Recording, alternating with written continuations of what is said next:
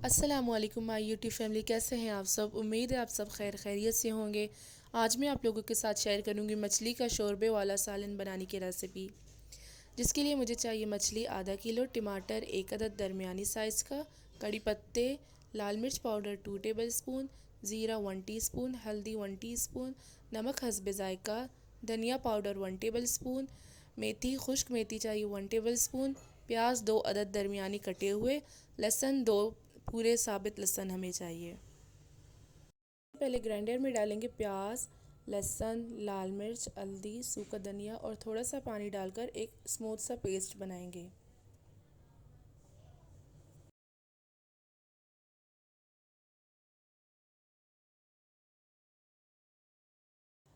अब मछली को नमक लगा कर रख दें।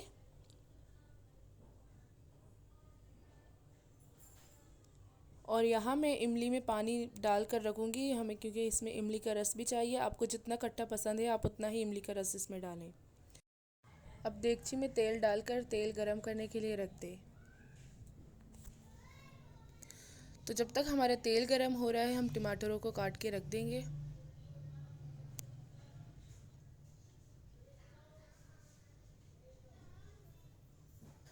अब गरम तेल में कसूरी मेथी डालें और इसमें ज़ीरा और कड़ी पत्ता भी डाल दें।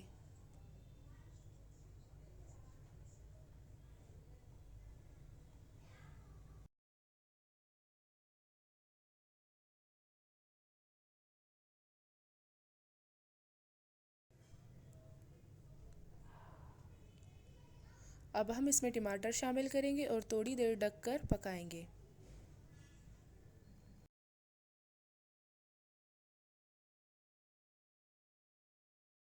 हमने जो पेस्ट बनाया था हम इसमें वो शामिल करेंगे और जग में थोड़ा सा पानी डालेंगे और ये पानी भी इसी में डाल देंगे और इसे अच्छी तरह मिक्स करें।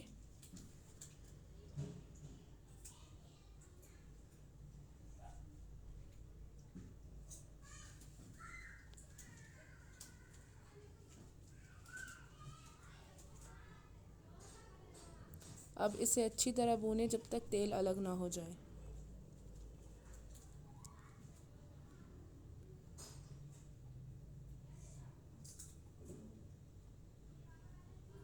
सालन में मैं मछली का अंडा भी इस्तेमाल करूँगी। अगर आप चाहो तो कर सकते हो, नहीं चाहो तो नहीं कर सकते हो।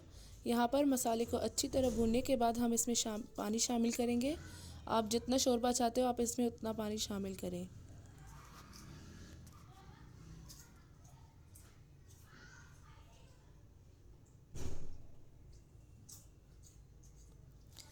और अब हम इसमें इमली का रस डालेंगे। तकरीबन 1 कप से ज़्यादा मैंने इसमें इमली का रस शामिल किया है।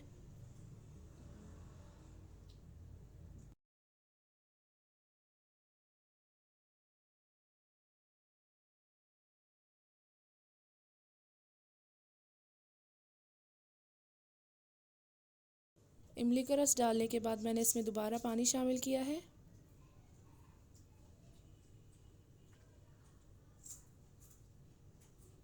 और इसे ढक कर उबालने के लिए रख दिया है। अब इसमें उबाल आ गया है। अब हम इसमें मछली डालेंगे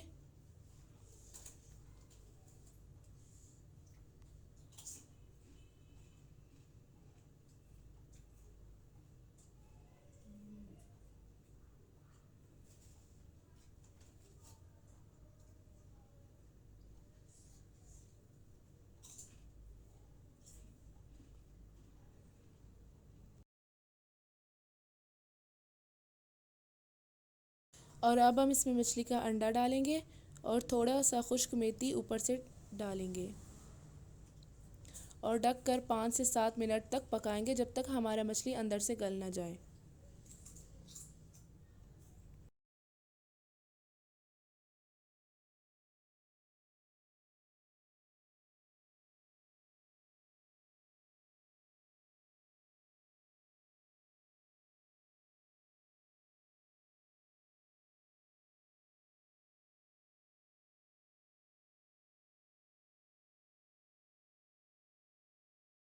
तो ये थी मेरी आज की रेसिपी। उम्मीद है आप लोगों को मेरी रेसिपी पसंद आई है। अगर आपने अभी तक मेरे चैनल को सब्सक्राइब नहीं किया तो मेरे चैनल को सब्सक्राइब करें और साथ में लगी बेल आइकन पर क्लिक करें, जिससे मेरी हर आने वाली वीडियो पहले आपको देखने को मिलेगी।